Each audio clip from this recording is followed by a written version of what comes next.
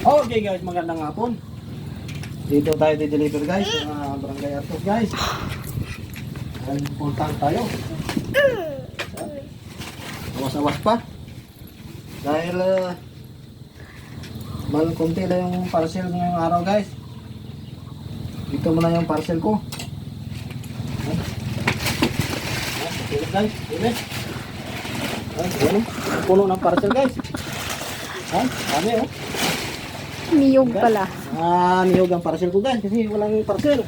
Ubus ko na deliver. Ito yung pan-deliver ko pang hapon. Ayan. Tapos na nanda sa pag-igas ang niyog na ginkuha ko na. Salamat yan. May ginakatagan ko ng niyog patanon. Ay. Ako ginasalamat kay nanong na naman ta. Yarigid lang naman yung budon yung mga tropa at akong kahit kitaan. Tapos mga nagbigay sa San Pedro Taslan. Mga mabuot ng mga customer. Tagan lang sa niyog. Kaya naging bakaw, inatag lang. Yan. Anong pala kubulang guys? Sa karya ng tamnan ko guys. Yan. Ako naman pang tanong si Idol ta. Yan.